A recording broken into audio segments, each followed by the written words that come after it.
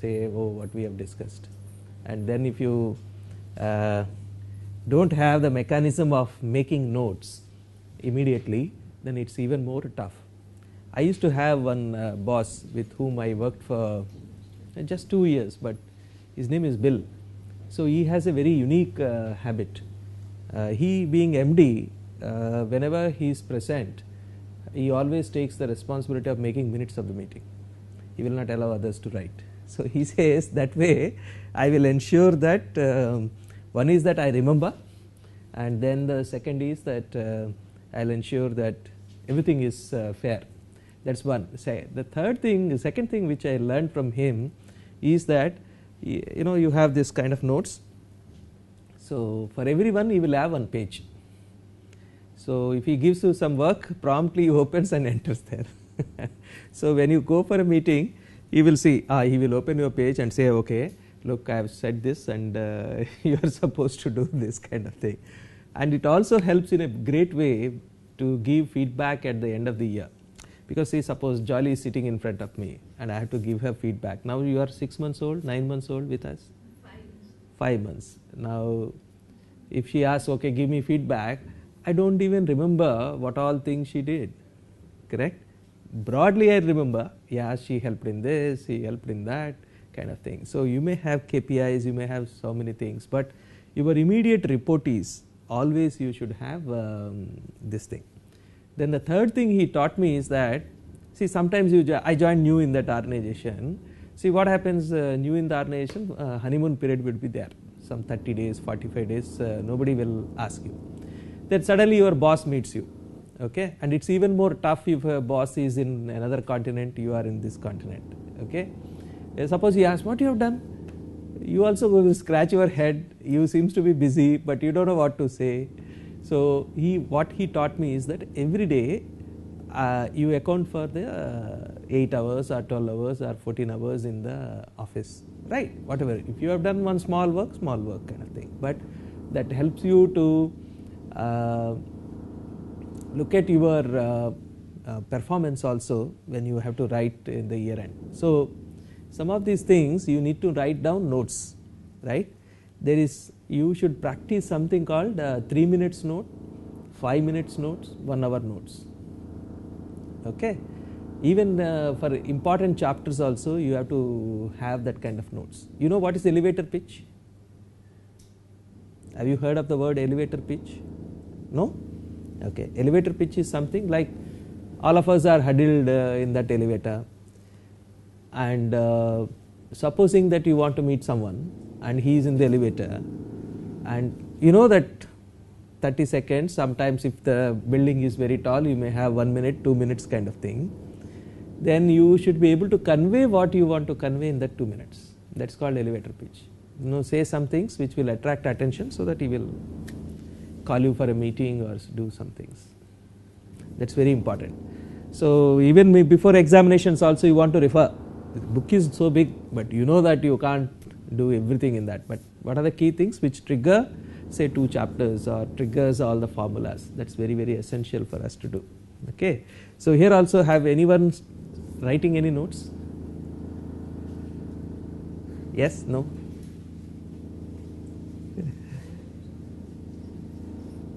Now, why I am saying is some of it is quite important as you move forward in life, because being in chemical engineering you have no option but to deal with reactants, chemicals, processes, then issues associated with it. This is side music to keep us awake, or construction? Okay. So but this was supposed to be soundproof or something like that? No? The our sound will not travel out. Okay, that's what, inside out, not outside in. Okay.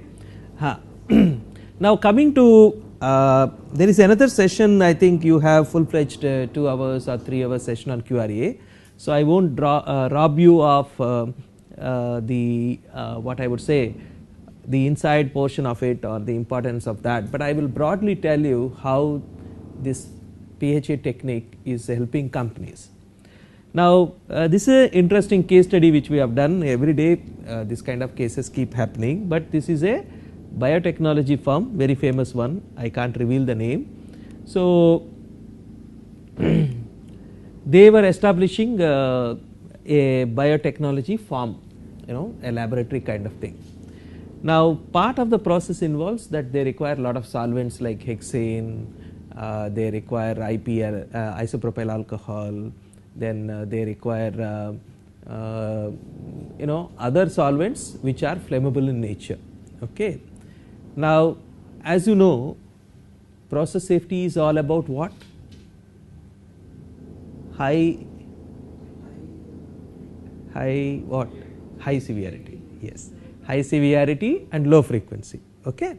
Now, the moment you say that I have a big hexane tank, the chances of failing it are very less, maybe 1 in 100 years or 1 in 1000 years kind of thing design would be there, but still you cannot say it will happen only at the end of 100 years or it will happen only at the end of 1000 years, so it will fail. So, when you are designing facilities, how do you locate your fire pump room, how do you locate your control room, where do you locate your office block? These kind of decisions are very important, right? Everyone will not have campus like IIT, 600 acres, 700 acres kind of thing where you can be lost kind of thing. Plots are small. Okay. I am not saying refineries are small, but then the refineries units are also quite big, volumes are big, so they will also require that separation distances are not possible. Now, just to give an example, suppose this is a solvent storage tank.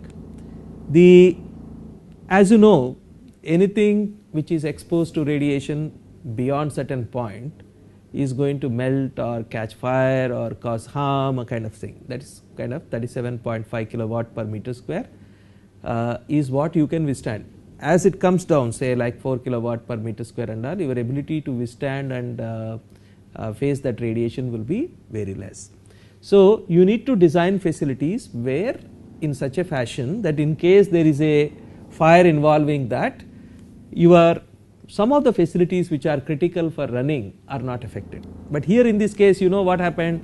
These guys have designed in such a fashion that if there is a fire in solvent tank, what is a fire pump room? Any idea? What is fire pump room?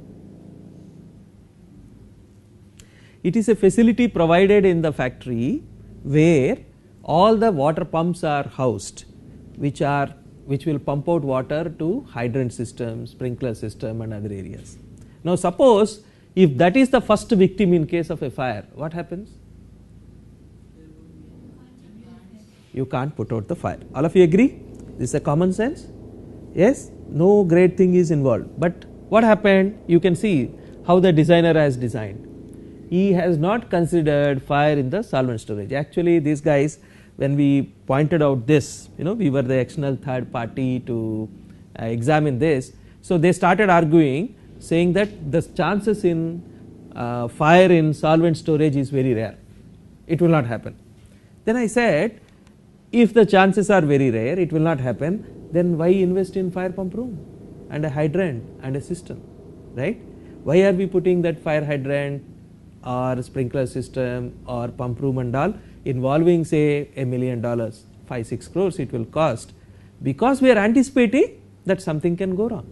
These are all something which will come into place only in case something happens, otherwise they are there, correct? Yes or no? So, you can see that sometimes the understanding is blurred and people do not consider those principles and you design. So, after this the fire pump room was shifted based on the logic that what we have suggested. So, QRA is what I am trying to say is that QRA is also used as a technique for facility siting. This is an important term. Facility siting means where comes what. Do you know how control room is designed in a refinery? Where to locate the control room? How it can be decided? I told you, no, it cannot be by Vastu. You have to use techniques like QRA to decide the least. It may not be the best, but then it could be the least. So, basically nowadays in Indian scenario or world over, I would say it is being used as a decision making tool. So, it will provide answers to something like what can go wrong, how likely it is, what are the impacts, because these are the questions we wanted to know. Or sometimes one particular issue I also worked on, what's called, they had already 2 unloading lines built long back, 30 years back. One line only is being used. Now they want to use the other line because the demand has increased, but 30 years everything has changed, your neighborhood has changed, volumes have changed, and the facilities have changed, the detection methodology has changed. So whether they can use it now, whether it is same risk, is something that we have tried to answer through QRA. So evaluate the result of risk analysis to indicate whether risks are tolerable. Risk assessment. See, what I am trying to say is that, as I mentioned to you yesterday, there is nothing called zero risk. So every country accepts certain risk. So what is that certain risk it will accept? Say 1 in 10, 1 death or 1 incident in 10,000 years is something is acceptable, right? Some countries even go and say 1 in 1 lakh years. Some countries even go and say 1 in 10 lakh years, that kind of event that can happen. I think I remember mentioning to you about the switch, right? There is no switch here, there is switches here. Now when you keep on switching on, switching off, at some point it will fail, right? Now what is acceptable? Failure on the first time is not acceptable, but once in 5 years if it fails, are you okay? Somewhat okay, right? Once in 10 years, very good. Once in 20 years, even better. Once in 30 years, anyway we are not there, so it's very good, correct? So if you have to design once in 30 years, then the design philosophy will change, the materials will change, and then you will try to do a cost benefit analysis. Once in 5 years is 25 rupees, once in 50 years is say 500 rupees. Which one you will prefer? Because it's just a switch, right? You switch it on something, it goes, light doesn't go, so you can go out and bring in a torchlight or whatever it is, life goes on, right? But if it is very critical, like emergency push button, like the moment you press it on demand, it should shut off the whole campus or something, then it should not fail when you press, even in once in 50 years. So you need to have a trade off. So QRA will try to say those answers and say that these circuits are okay, this is not okay, and assist in achieving risk reduction in a lab level as low as reasonably practical. Actually the first time this word was used by UK HSE, and they brought out this term as a lab. So now a lab is a very acceptable, what I would say, it's a common term that is used in risk analysis. Assist in selection of option, especially during project phase. See, in the project phase you will have choices, plenty of choices, whether to shift here, shift there and all that, and then it will help you to make those options. I will give you a small example. Recently we did pre-commissioning audit for one of the specialty synthetic rubber units, which is first of its kind in India. So there are some rules which says that when you have a flare, 90 meters around that you should have paved, and then there should not be any other object coming in. Now because it's a space constraint, okay, they could not achieve 90 meters, they could achieve only 30 meters, remaining 60 meters they put a fire water tank. Now their argument is that why 90 meters is required? 90 meters is required because if there is a splash over from flare, and if something comes, liquid comes, it will catch fire, and then this 90 meters will help in dissipation. Oh, we have put water there, so even if fire happens, then it will go into the water. I said then the water cannot be used, because if you have fire over the water, that water cannot be pumped out, correct? So sometimes what happens, if you have done a very strict QRA at the project phase, then they would have found another location for flare, rather than now trying to compromise and answer all questions that how it can be defended. So many times what happens, if a strict QRA is done, actually nowadays, now 9 months from now we are coming out with a new standard whereby we are saying that QRA has to be done 2 times, not once. One it as the design stage and after freezing the at the project stage, because after the design some changes you make, but you do not know what is the impact of that. You assume that this is going to be normal, then it can create problems. Okay. So, we are saying that QRA need to be done at 2 phases. Then assist in communicating with the workforce and third parties regarding their impact on risk and their exposure to risk. So, because when you set up a factory, it is not just the factory workers, the neighbors are also going to get impacted by large. So, now recently one refinery, the latest refinery, Guru Gobind refinery, which has come in Bathinda, it has come in the middle of green fields, means say from last maybe 500 years or 700 years, it was only agriculture that is there. Now, suddenly in between there is a refinery. That too, it is a big refinery, it is about now 8 million tons capacity processing industry. Now, one of the villages, now when they went for expansion recently and they have to do public hearing, one village said, we want our village to be shifted, it is having 300 people. So, they asked why? Because the radiation, in the sense the light intensity is so much. This is neighboring village within 2 kilometer radius. They are saying that the light intensity is so much, even the curtains are not able to prevent the light entering the bedrooms. That means it is always day, it is always day. And they are saying that we are working around the fields, and recently one explosion happened, some fragments from the refinery went and fell in the fields. Of course, nobody got injured, but then you get frightened, no?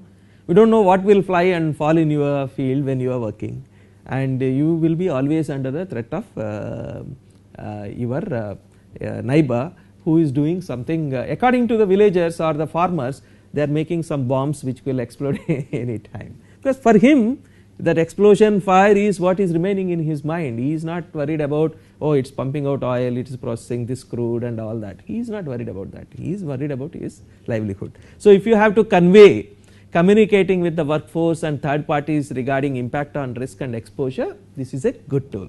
And demonstrate compliance with legislation and organization policy. See, India is yet to come out with the concept of what is acceptable risk, still it is work under the progress. Maybe in another 3-4 years we may come out with a clear policy. Now you have one standard called IS 15656, which is a standard on risk analysis. You can download and circulate to people. There again we have adopted what is there in HSE UK. We are not evolved what is required for our country. As I know, we are trying to evolve this for at least last 20 years, but still no consensus is there on what is acceptable risk for our society. Okay? And risk is also again a perception. Nuclear industry may have very less record of accidents compared to a thermal power plant, but in ordinary minds nuclear has more risk proneness than the thermal power plants. So, there are major disasters, Flixborough and Bhopal, you know that. I hope somebody is making effort to circulate these case studies of Bhopal and Flixborough, Piper Alpha, because if you have said that I have attended a course on process safety, then at least 4 or 5 major industrial disasters that have shaped the process safety legislation, I feel that you should have a grip of it and you should know what it is. I think Dipen, you can download Flixborough, Bhopal, Piper Alpha, Buncefield, Jaipur. Jaipur you have already done. Okay. Then Texas BP refinery. There is a James Baker committee report. It is running into some 1500 pages. I do not expect you to read, but the technical portion of Baker committee report you can read. It is really wonderful document on PSM, Baker committee report. So, in India you have all this MSIGC rules, the manufacture, storage, import of hazardous chemicals rules, then PNG, PNG-RB, IS 15656, OSD 227, 232 and CPCB publication on risk assessment of oil refinery, petrol refinery complex. Lot of it is downloadable. Now, in addition to this, OSD 240 on quantitative risk assessment is coming. Chola MS Risk is also committee member. In fact, I am co-chairing the committee in drafting the standard. So, it will take another 9 months for us to come out of with a standard. So, if you look at the, I will not go into the details it will be taken up by in subsequent sessions, but this is what the process. You have heard of words like HAZOP and HAZID. So these are the techniques of process hazard analysis. So from there you will constitute what is called scenario development. Now this scenario development is subjective, but there is a lot of dispute always goes on between you and the customer or whoever is undergoing, saying that, oh, why this scenario, why that scenario, but there is rationale for doing this. Just to give a ballpark figure, for a typical refinery you will have something like 1000 scenarios. Yeah, that is based on certain methodology, but if you adopt the latest methodology it will be 4000 scenarios. How it is? Because suppose a pipeline is there, when you say leak, what could be the size of leak? It is a guess, right? It could be 2 mm, it could be 5 mm, it could be 10 mm or full bore rupture. Anything can happen, right? We cannot say. So when you model, you make an assumption and say, oh, okay, pinhole leak will happen, then the scenario will be small. But if you say full bore rupture, then the scenario will be bigger. So earlier days what used to happen is that there is no clarity on this. People used to be very conservative and used to say, only small leak will happen, because there is also no data. If I have say 50,000 kilometers of pipeline, I run it under these conditions for 10 years, this is my incident, so I assume the frequency to be like this, but where is the data? There is no data, right? It is all about the failure rates and how you maintain. So this is little bit subjective, but people are trying to, or the various bodies are trying to make it as stringent as possible, because we need to have a correct guess estimates as possible. Then you do the frequency analysis, you do a consequence analysis, then you do a risk assessment using softwares. This is where you will be exposed to. Then you see what are the, you will also constitute an event tree on how it is going to happen and get the failure frequencies, and then finally do a modeling and say how is the risk. So you will have like, okay, I will show you the graphs kind of things. This is the damage contours, but these are not risk contours, this is a consequence modeling. Say for example, this solvent storage tank, in case of a fire, complete quantity catching fire, then you will have say 15 meters, this is the radiation, maybe 4 kilowatt per meter square, this is 15 kilowatt per meter square, that is 37.5 kilowatt per meter square, like that you will get a graph. Then based on that you can make an estimate or strengthen or do whatever you want to do. Now one small question here is that you are estimating that there is a fire in the solvent storage, correct? Now what if the accident happens when a tanker is also there? Correct, no? Then what happens? Your quantity is increased, correct? You cannot say, oh no, when the tanker is unloading, incident, no incident will happen. Can we say? Cannot, no? Actually I investigated one incident where tanker involved, LPG tanker while unloading caught fire. So it was a double effect. The tanker also caught fire, contents also caught fire, because it is in the same vicinity as the tanker. So this is somewhat tricky question. So while making the assumption, now you understand how diligently you need to be in the process. We need to think through, right? It requires a bit of imagination, I would say.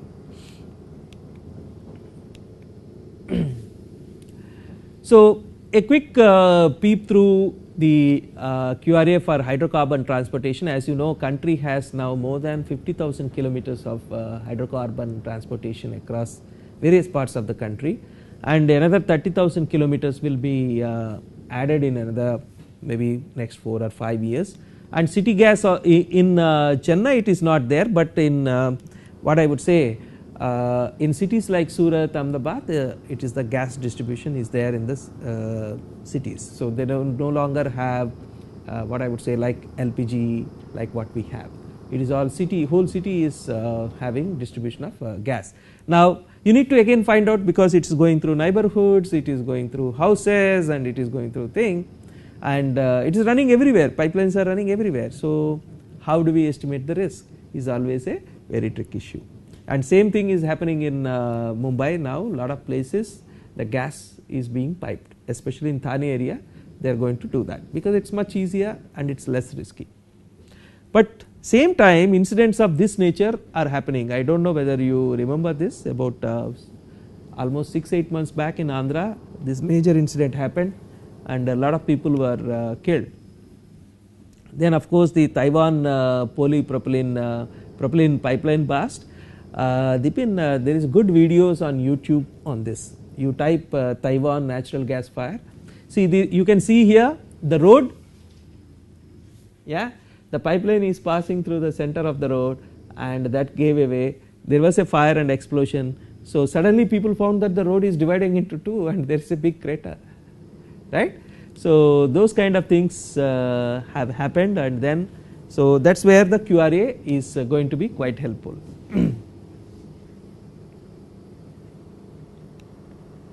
Okay. As I mentioned to you, consequence, failure frequency, risk estimation, risk presentation and alarm demonstration are the 5 steps that are involved in QRA. Okay.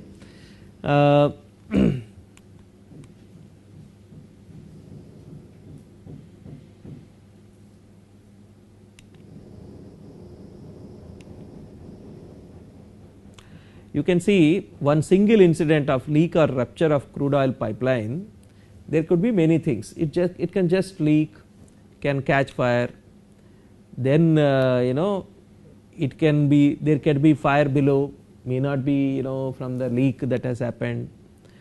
Then there can be major release, gas cloud can form, go long distance and then catch fire. Then there can be what I would say, the gas cloud can form and then it can catch fire. It can sometimes, what happens, it can just release, move on, and it may not find any source of ignition and then can remain in that.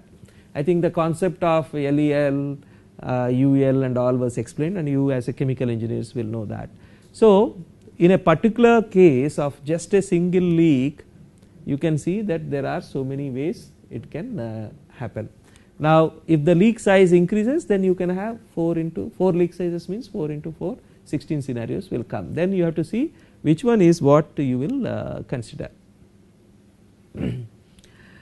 Then there is also issues like what is the kind of thing you are pumping, then whether it is underground, it is above ground, then it is oriented towards the back side, in the sense bottom side or on the top side. Lot of things. If it is say buried and it is bottom side, then it will try to go down rather than that. So whatever that gets saturated one from the soil, it will try to evaporate. So when you do a consequence analysis, this is kind of things that will come. Say this is for a pipeline. So when they have jet and pool fire, this is what the distances that they have, like 6 kilowatt per meter square, 12.5, 37.5. Then they also had distances of flash fire, then toxic dispersion and vapor cloud explosion. So this is where, this is how the contours looked like. Now based on this,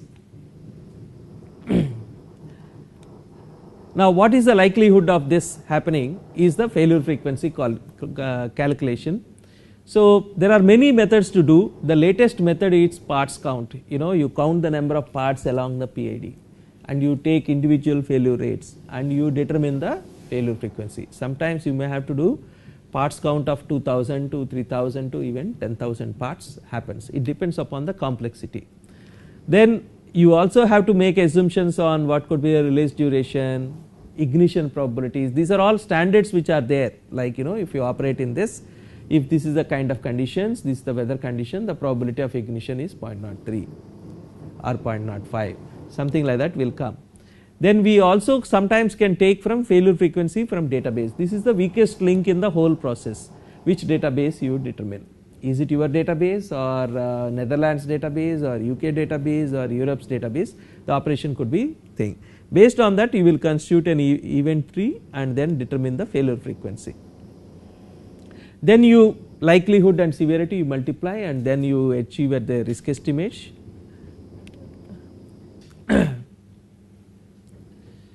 Then you determine what is called individual risk and societal risk, and potential loss of life you try to demonstrate. So this kind of curves you will get, and you will model it, the pipeline along the length of the pipeline, and try to see which areas have more risk prone and less risk prone.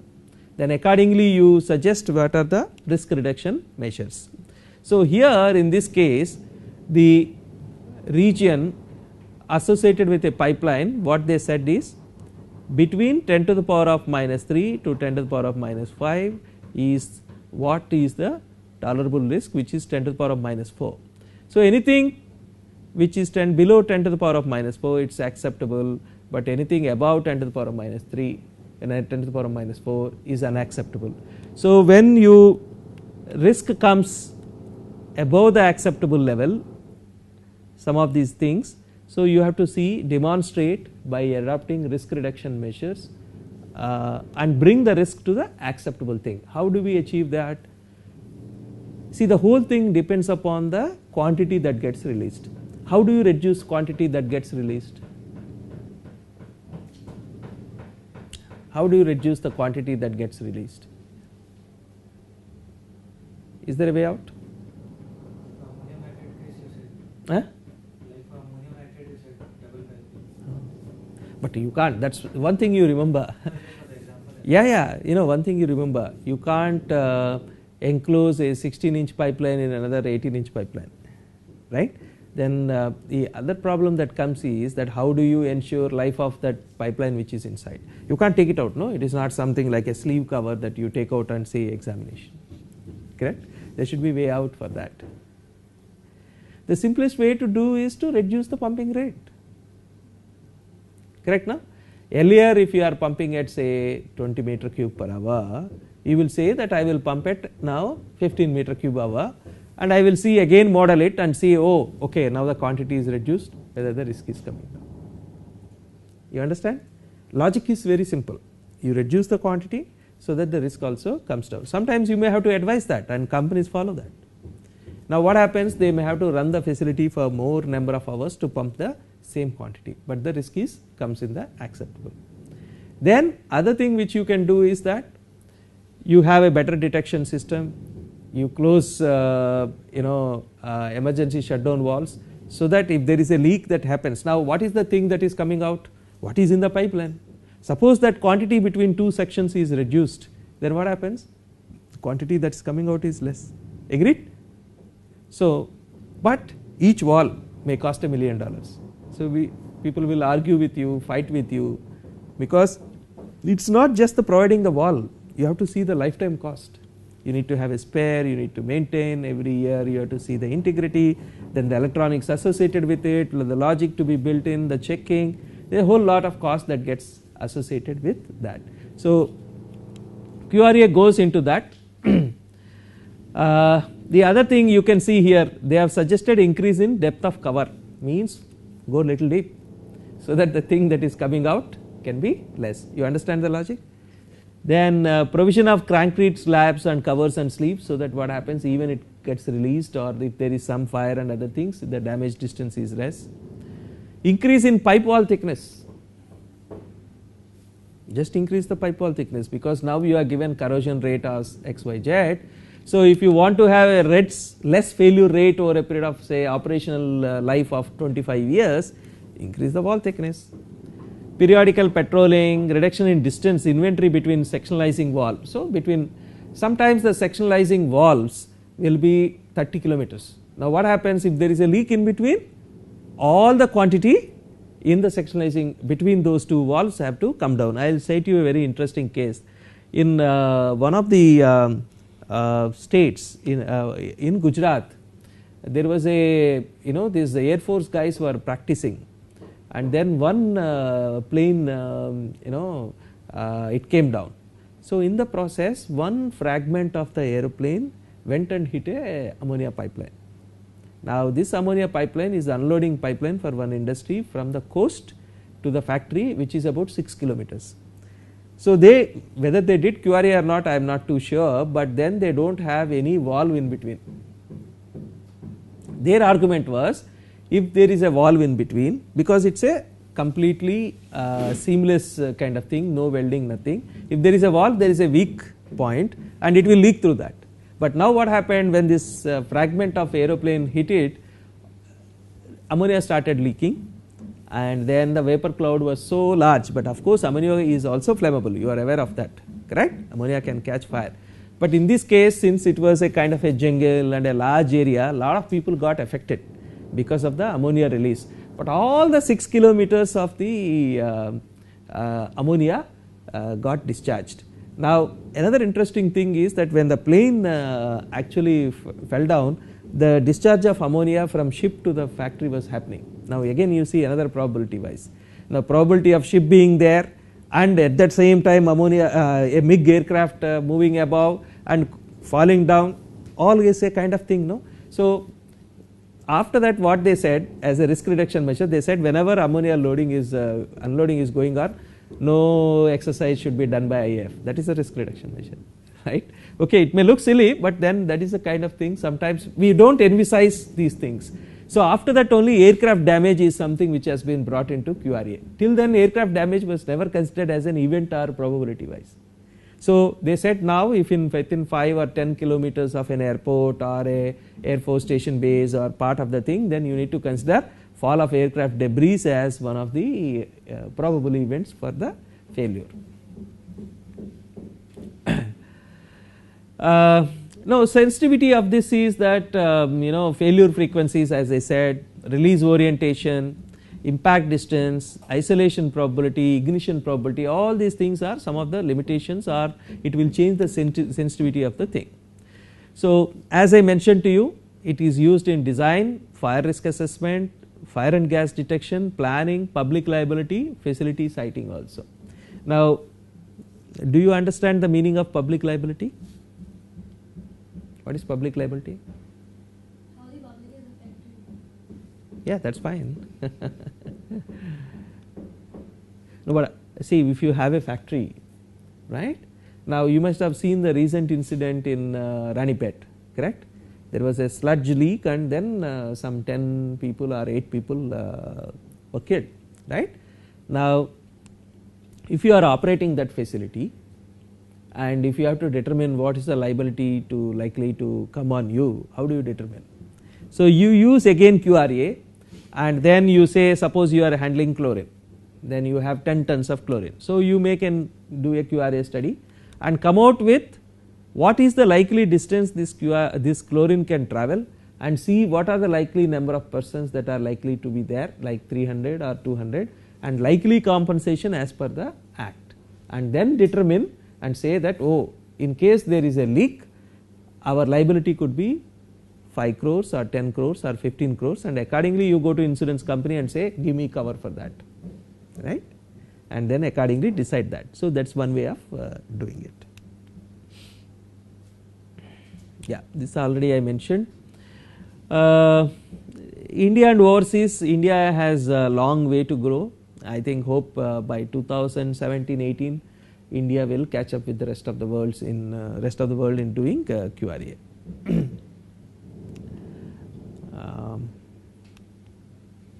Yeah, QRA is also used sometimes for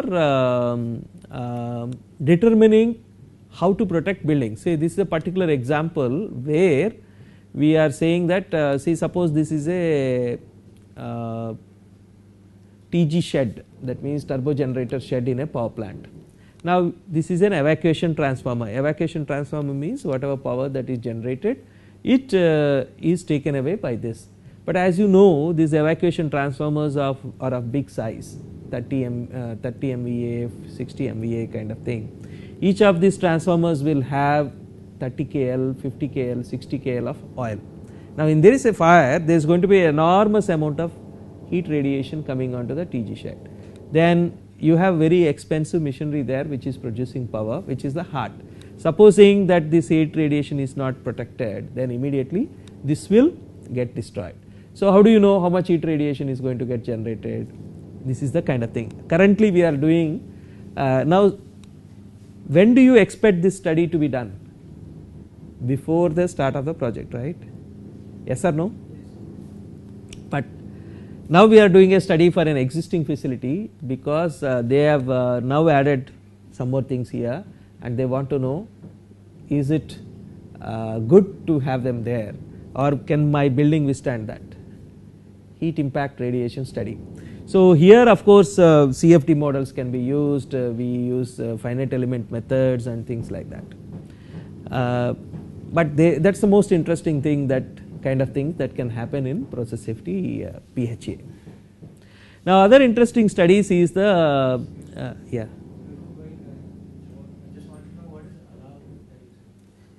ALAP is as low as reasonably practical. 10 to the power of minus 3 is something which they said UKHSC says means 1 in 1000 is not acceptable. 1 in 10,000 is acceptable.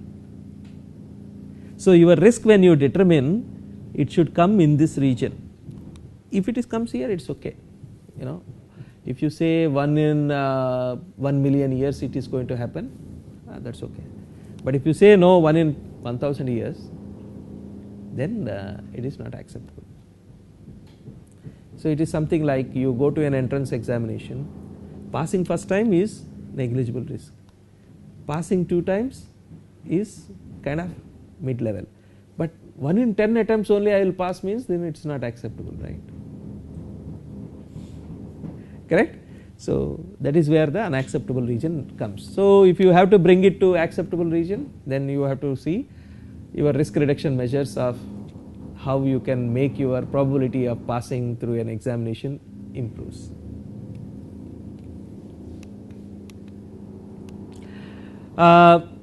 Safety integrity levels is something which has come into picture in the last 4 or 5 years, where I would say safety engineering has taken a new direction altogether, whereby they went into rather they integrated themselves into more design and reliability part of it compared to earlier years. Earlier years it used to be nuclear industry which used to have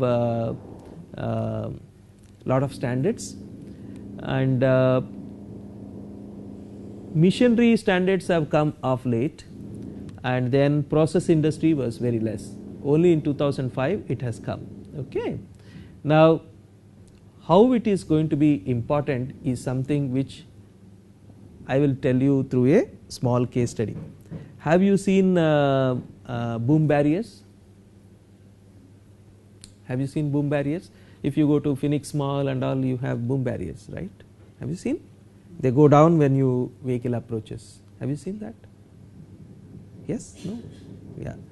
So even if you go to say the hotel which is having boom barriers is Grand Chola, as you enter there will be 6 or 7 cylindrical objects, right? Have you seen that any time? Okay, next time when you pass through that area you can see that when a vehicle approaches it goes down. Okay. Now you stop there and your security checks in, and then if everything is okay you go and again they come back. So there is a sensor which senses that there is some vehicle there. Okay. What if sensor fails? What if sensor fails? Vehicle will be lifted, correct? That is exactly, sometimes it happens. Now 1 in how many cars it is acceptable? Should be never, right? It should be never. Even in 1 lakh or 1 million it should never happen, because it is an incident and it is an accident. Okay. Now but sometimes those kind of freak incidents happen, and then that is where you need to avoid those things. How do you assure integrity of these circuits is something which comes under the safety integrity level studies. So where the main components is that you have a sensor, you have a finite element, then you have a logic solver. So the failure rates of all this combined together should be such that it should be in acceptable range. So determining which circuits require this is something is where the SIL studies are carried out. Say suppose if you have SIL 4 level rated circuit, what is the availability?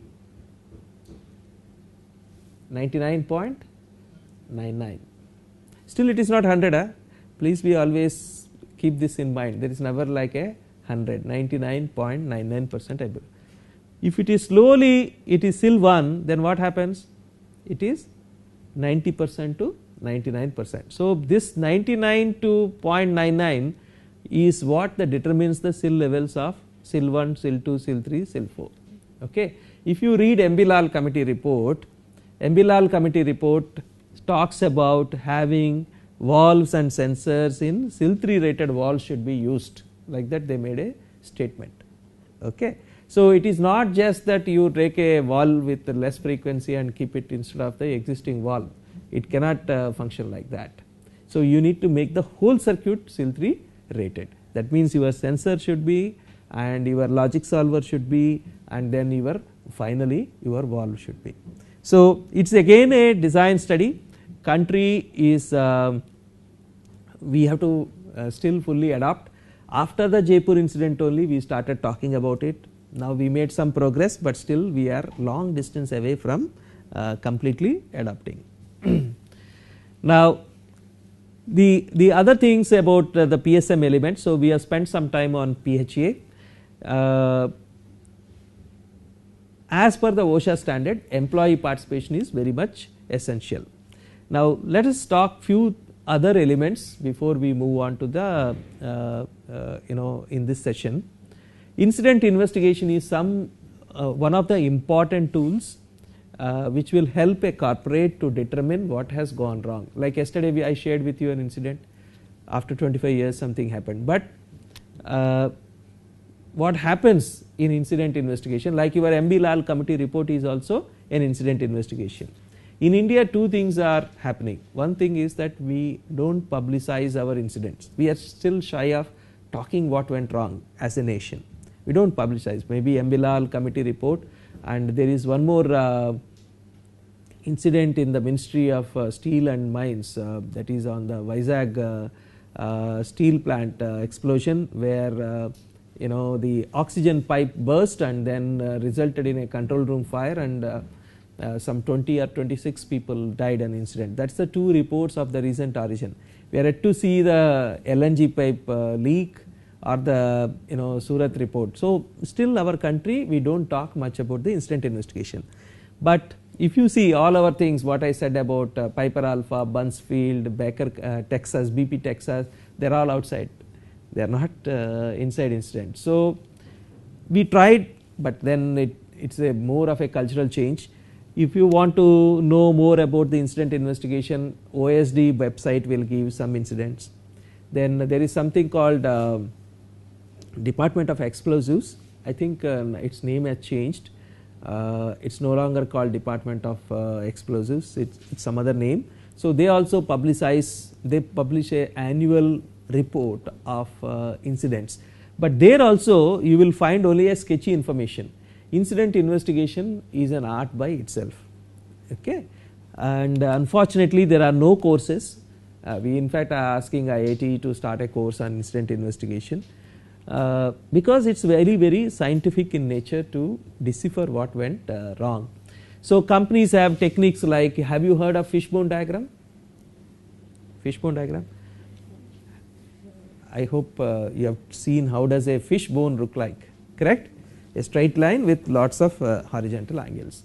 So in an incident investigation, so method, material, process, what went wrong, each of the things that is used, or why technique. So you ask anything 5 times, then you will also get answer. So it is a why, like somebody has fallen on the ground, why, wet flow, why, some leak, why, the pipeline was not maintained, or inspection was not done, why, the shutdown was not given, why. So like that it will point out to the root cause analysis. So these are all root cause analysis techniques which are available. So when we are talking about PSM, we also lay a lot of emphasis on how incidents are investigated. So another important point you need to understand why this is important is, see, all of you are in a class, okay, suppose an incident happens, he is your friend, then if a professor asks what went wrong, Do we tell the truth? So you help me, I help you. So this time you don't tell the truth, next time I won't tell the truth. Correct?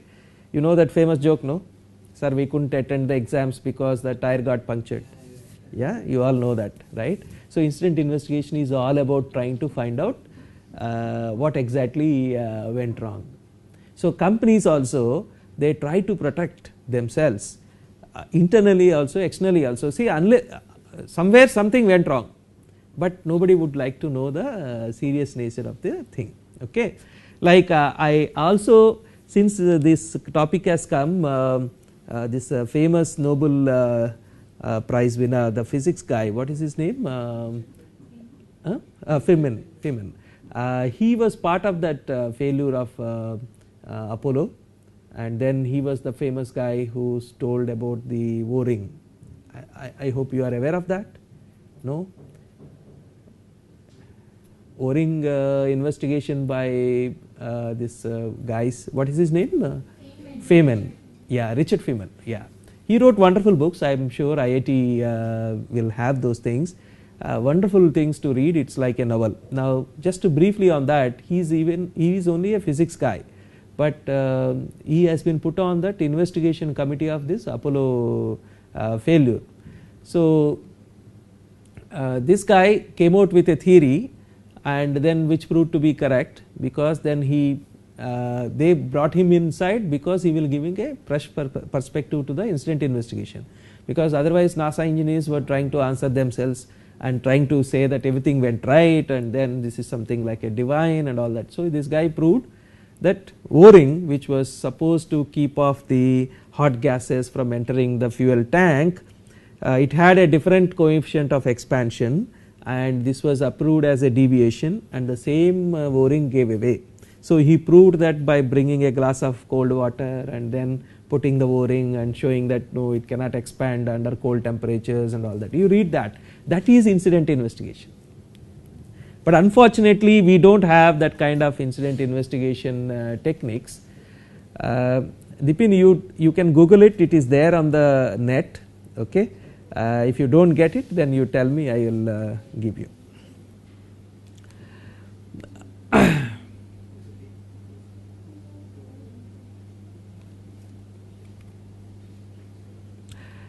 I need to also share with you, I started off my career as incident investigator only. So the most interesting incident I want to tell you, we went with you know this skin heights, animal skin heights, right? So the processing of that, they are not making shoe uppers and anything, but they are just processing the animal skin heights. So we went, and it was a big godown, and it looked neat, clean and all that. So the guy said the fire occurred here. Fire occurred here, it doesn't show any signs. Then he said how it happened. Then he said, see, the whole godown was full of skin heights, and the fire started in one corner. You know, this factory is situated in a corner, so the fire brigade didn't come. We didn't have the water. The intensity was so big that we couldn't use the extinguishers and all that. Then what happened? Whole thing got burnt. Fine, but then what happened to the ashes? Ashes should remain, no? Why it looked so clean and clean? Oh, the fire brigade came, and there was some small fire here and there. They put so much water that the ash also got washed away. So he was claiming 130 crores for that. So now you are wondering what question to ask next. It looks very logical, no? There was a fire involving skin heights which can become ash. Right? You can't deny that it won't become ash or anything. And you say, I put more water, so it went up. Now, can you measure, dig the soil and see how much ash and all that? So we had very less questions. So we were trying to see, if the fire, we are very new, no? So we don't know what questions to ask. If the fire is there, it should form a mark on the wall, and they should have something. But it looks like as if it is completely painted. So incident investigation, it's a art by itself, both scientifically analyzing what to do. Okay, so you want to know how the case was solved. The case was not solved by us. He was threatened by saying that, you are saying 100 crores of material got lost, So that means your turnover is so much. Then we will go to income tax department and ask them to approach you. See, was last 4 years you were doing only 25 crores business. How come suddenly you found money to buy 100 crores? So then he came down to 5 crores. So it was interesting for me because my report was nothing, because I only narrated this. There was nothing to point out. It was a big go down. So, huh? No clue, no clue, no clue. See, it's a big hall like kind of thing, and he says that everything got washed away by the water. Now you go to the fire brigade guy, he will, if you give 1,000 rupees, he will say, yes sir, I put lot of water. So everything went out. So whether it is, see, in fact what we did is that one thing we did, one calculation we did, we took a sample hide, burnt it, and then we found that it produces about 30 grams of ash.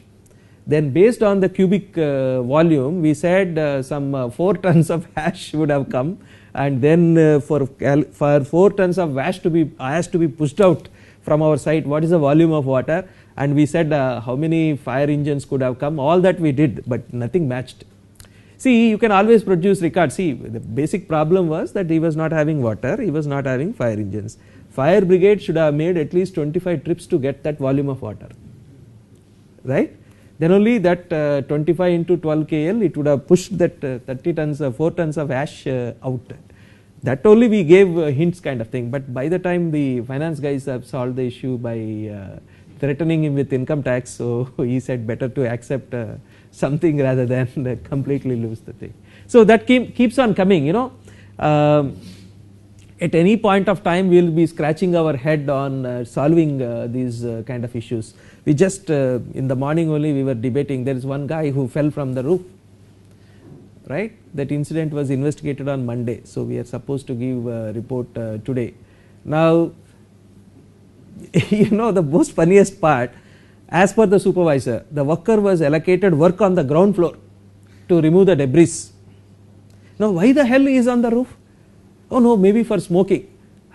You won't go onto the rooftop to have a nice smoke, you know, it is not such a funny thing. And then he was working here, but the incident happened on some second shed. Now after a lot of questioning, then sometimes it's very obvious, common sense, you are talk to 3 people. So that's why we always say incident you should respond within say as soon as possible.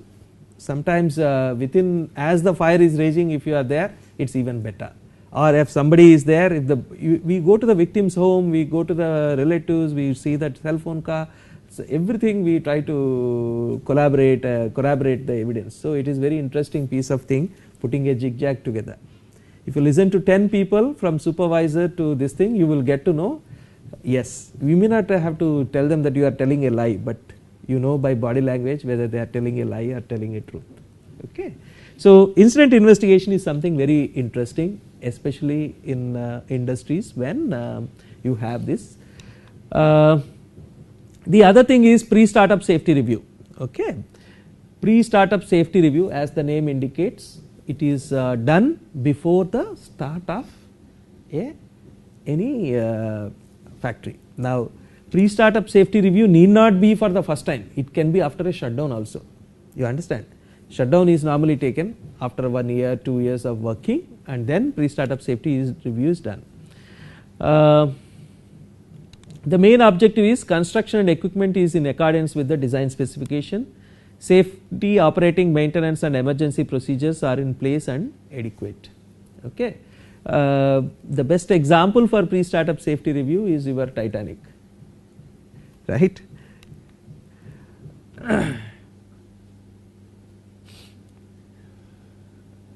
Okay, I just was skipping some sides and I will show you our experience of doing this. This is all part of the OSHAs and PSM, so where they talked about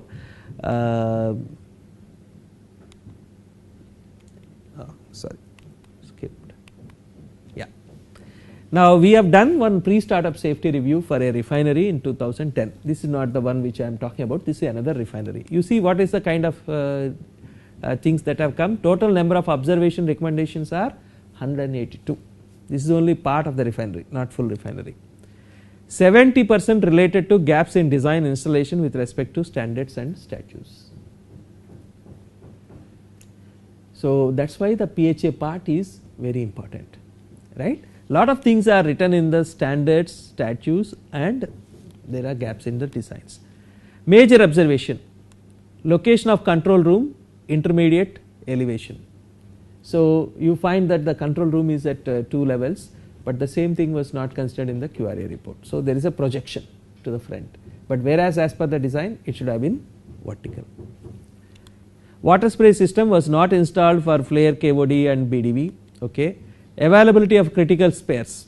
Suppose flare burner tip is gone, you don't have a spare. Now the argument is, oh, it's a new plant, how can it fail? You know, anything can fail. Instrument loop integrated test was not completed, but the plant is about to be started. Porta cabins means the small cabins which are there for contractors and sometimes the workers or the restrooms and other things. Jolly, can you take this call? All these things are non-FLP rated and located in the process area. Say one more concept I would like to introduce here. There is something called hazardous area classification, which is very important, which is done to determine what kind of electrical fittings should be there, what kind of equipment should be there, and it should withstand the not only the temperature and the pressure, and the operation inside that should not act as a ignition source. You understand what I am saying? It is called either flame proof equipment or intrinsically safe equipment. Okay.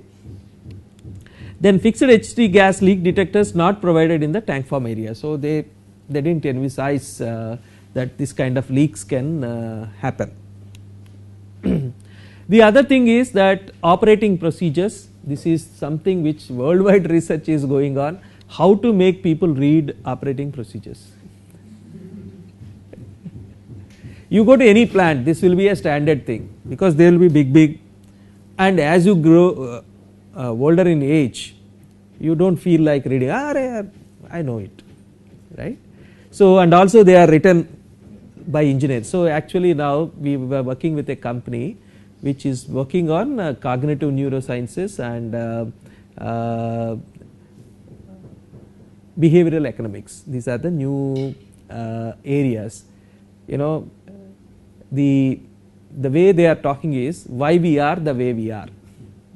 Why we are the way we are. So we always have certain kind of behavioral patterns.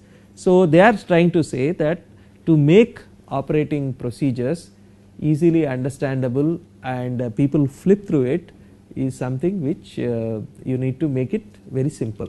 So it's a research going on, but for you this is very important, right? What is written in there, what is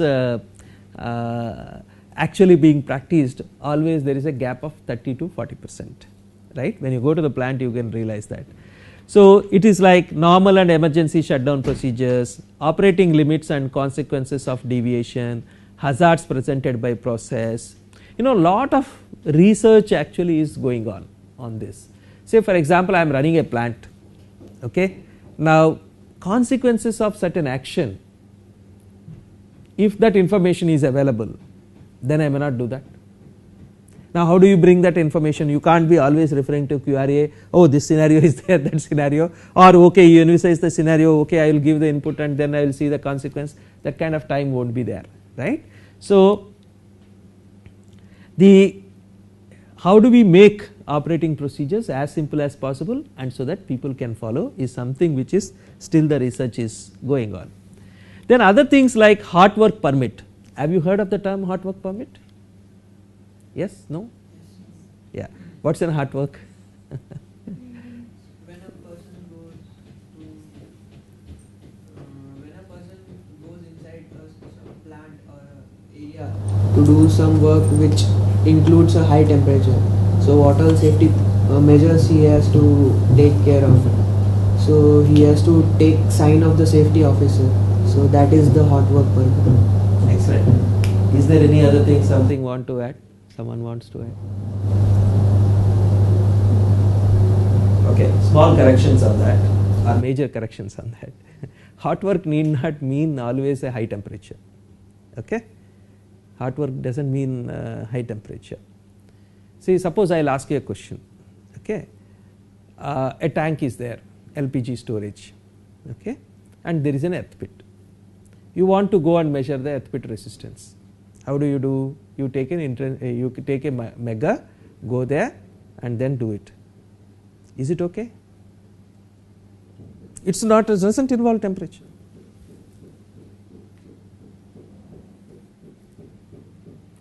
See, you are bringing a ignition source by measuring, right? So, whenever there is a chance for hazard to be present in the operation, then you need to take a permit to work. In this case also, either you take intrinsically safe mega or you give a hot work permit. Why hot work permit? Because whenever you are giving a hot work permit, you need to measure the gas concentration in that area. So, when you are doing measuring, you measure and determine that yes, there is no hot work, there is no chance for ignition. Now, some interesting things I want to share with you. This you won't get anywhere. You say certain area to be cordoned off. How much area? Whole refinery or whole plant? So, based on the kind of pressure you are applying, so you can see 5 meters or 10 meters or 15 meters is something which you can determine. See, there is more and more scientific way of doing it, rather than saying okay, I fill up something and say okay yaar आजू बाजू में देख लो कि सब ठीक है. No, that आजू बाजू is 5 meters or 10 meters is something which you can based on the scientific things you can do. Apart from that, permits to work can be also used to determine the risk exposure. How is it? Suppose I issue just 10 to 20 per week. See, when you go to a plant, whether it is a great plant, whether it is a very well maintained or not, how do you know? See, basically we are talking about from the process safety point of view, whether it is a high risk or low risk kind of thing. So, this is kind of some indications. Suppose somebody is issuing 100 permit to works, that means a lot of repair is going on, maintenance is going on, there are a lot of deviations that they are trying to attempt. Okay? So, this becomes the high risk. Similar way, there is another important thing which I mentioned to you, if you recall yesterday, about mechanical integrity.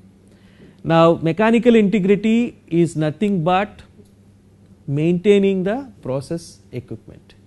Now, because what happens, suppose a transformer is there, okay, on load tap changer is there, manufacturer says that you should do overhauling of oil load tap changer once in 5000 operations, and his expectation is that you will do this 5000 operations once in you will complete in a year. But supposing that you have so much fluctuations, you do complete it in 6 months, then what happens? Your operational, if you have to maintain the integrity of that, then you have to do maintenance in a different way, because that is the expectation of oil load tap changer, is that whenever there is a demand, it will change the tap and then give you the correct voltage there. So, maintaining that mechanical integrity becomes one part of the process safety equipment. Now, if you see all the major incidents, you see Bhopal, what was the failure? Failure was okay, he has put accidentally water into a tank kind of thing, but then if you see your flare was down because LPG was not there or it was not in a working condition, then your relief valve didn't operate, right. So many other things which really didn't work. That means the mechanism, you may have lot of what I would say layers of protection, but if those layers of protections are not maintained, then it is as good as not having any what I would say protection at all. So, mechanical integrity comes into picture in that sense as part of the PSM. Earlier it was not part of safety engineering, but then after seeing many disasters, they said that mechanical integrity becomes a very important part to ensure that things are maintained.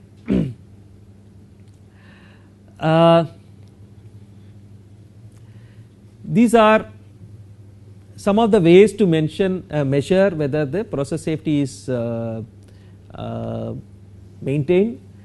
Plants which does not take shutdown for 5 years are high risk because chances can be there. Then plants which take turnaround every 2 years are considered much less risky. Okay.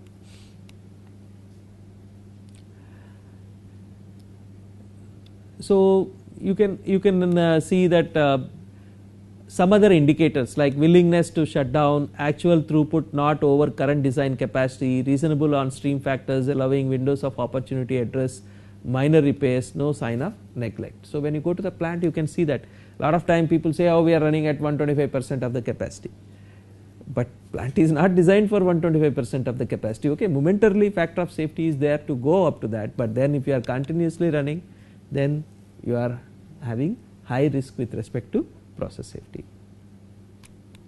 You can also see one other thing when you go to the control room, you can ask how many bypass and how many critical trips are bypassed.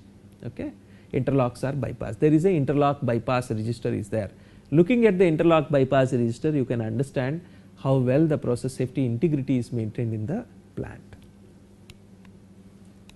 Okay, I will skip this Flixborough. The other important thing before I go close this class to cover is the management of change. This is where I would say lot of trips and faults are made by the people, because suppose I want to bypass one interlock, right, and I go to my boss and say this is causing process trip frequently, I do not see any use in this trip, so let us bypass it, and your boss also agrees, theek hai, we are always reporting a trip because of this, we will bypass. Is it okay? Because the designer has done the design based on lot of calculation. You going and changing something without completely understanding is a big disaster. The previous case study which I skipped it is the major accident that ever happened because of MOC. I request you all of you to go through the MOC. It is a very simple case study. You see a series of reactors here, 1, 2, 3, 4, 5, 6 are there. What happened, reactor 5 was under maintenance or so, they do not want to stop the plant. They took a simple step of bypassing from 4 to 6, one step, and they used a temporary bellow, and that temporary bellow without any design, they okay, theek hai, it is a good pipe, okay, keep it. Without any design verification they did that, and through that cyclohexane leaked, and that resulted in one of the major industrial disaster. How many? 28 employees, 53, so much cyclohexane vapor of the shape. See, this is the 20-inch bypass which happened, 5th reactor was bypassed, simple thing. So this management of change is something which caused this. After that, management of change gained from 74 as the main thing. MOCs are very, very critical. Now you can also gain a company's capability, or whether it is the risk is high or low, by number of MOCs they are doing. It is a high risk if you have more than 600 MOCs, because every time you are making a change in the process, in tapping, in your instrumentation and in your procedures, thereby resulting in we do not know what is the risk. So you need to there is a process for that. You need to do lots of studies. I think I have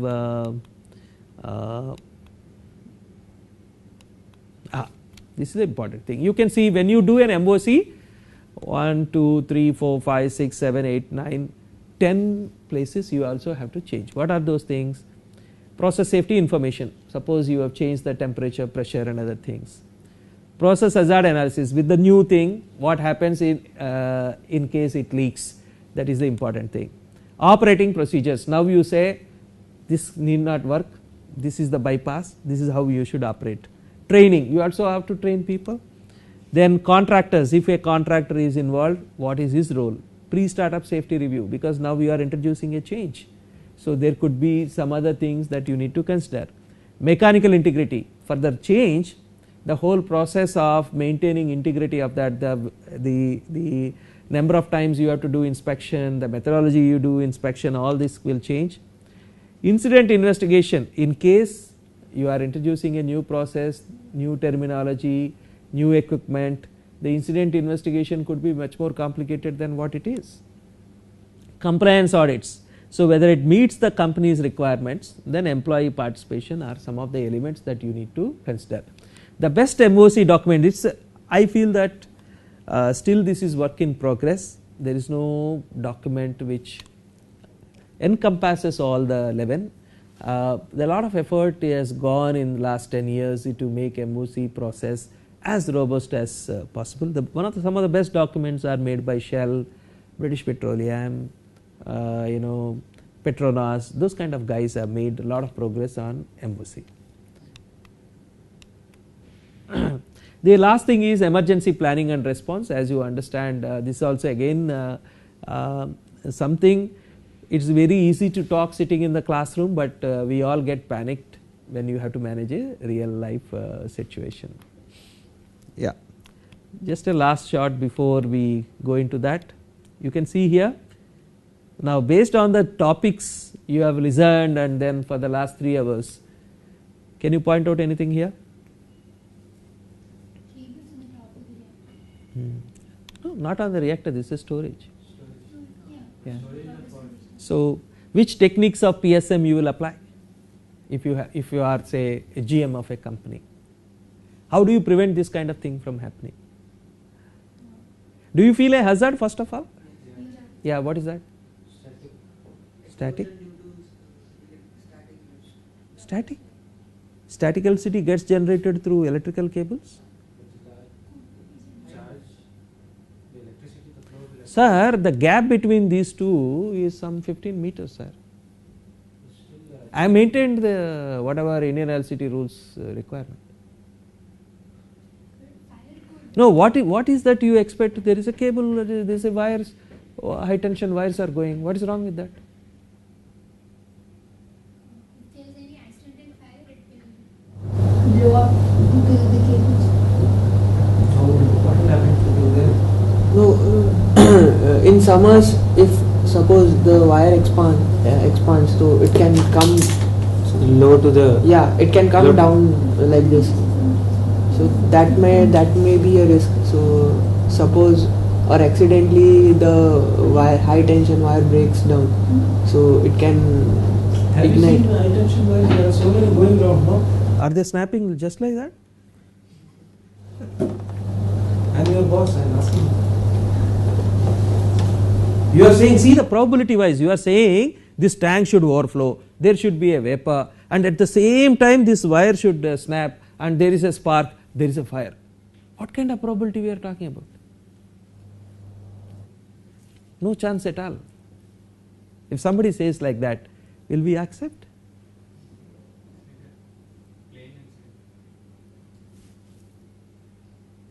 See, on the what I am trying to say is that most of the times, now somebody may ask, sir, in one class they asked, sir, this has come first or this has come first? This is external agency, sir, we are not concerned. You understand the argument? This plant is no way concerned with this overhead transmission lines, it is Power Grid Corporation. I am refinery, I am building my tanker. Actually, it is a live situation, I am not joking. This is one photograph. We dealt with one telecom operator. Okay, he had a plot like this. Okay, now he has given the plot drawing to the architect to build what is called, it's called National Command Center or something. It's kind of a heart of that telecom network. From everywhere in the country it will come, and then they will control the rest of the country from there. Okay, they have given the plot plan to the architect, and he built a beautiful this thing. So cut the scene to the actual site. Actual site, there is a 132 kV line going, cutting in one corner of the plot. So actually, if you construct a building, the distance between the cable 132 kV line and this will be less than 20 meters. Actually, it is passing through the compound wall, same like this. So the argument is, what will happen if it snaps? No, our telecom equipment is inside, so it won't. Will there be an EMF radiation? Yes, no, we don't know whether we should put a curtain there. But do you think, see, anywhere walking into the premises, arey 132 kV line, you will get that feeling, no? You don't feel very comfortable standing below 132 kV line and having a cup of tea and saying probability of failure is very less. You know, my professor told me that it is 1 in 1 million, 99.99% I am safe. Will you be happy? You will not be, right? So, incidents like this or instances like this are, it can be like, you may argue that this guy is already there, I am citing, but if you do a good MOC, this will come, right? You will ask, okay, is the citing okay, is it having another hazards? Can I take 2 more minutes? Yeah. So things like that are what comes into picture. So what I am trying to say, that safety engineering is not a dull subject, as you have seen.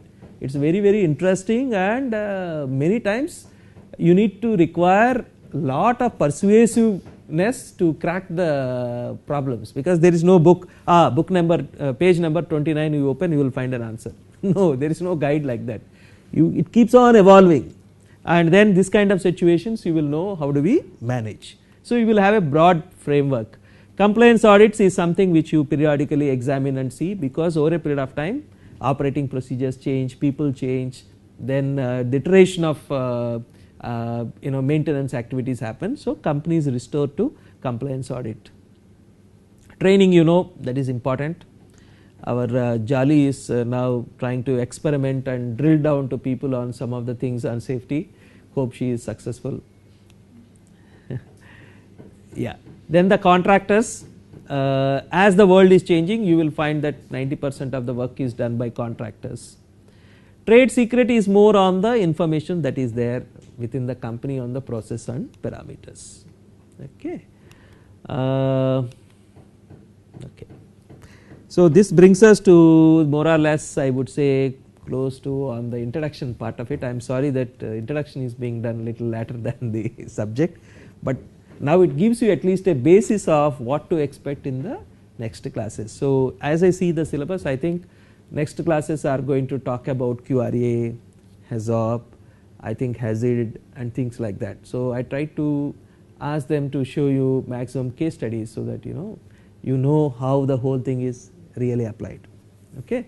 The science part of it you can always learn, like how the equation has come, why integration has to be done there, why differentiation need to be done. That all is, let us leave to Professor Pushpavanam and his team. We will not go into that. We will see the application part of it. Okay. Thanks for your patient hearing, and I wish you all the best.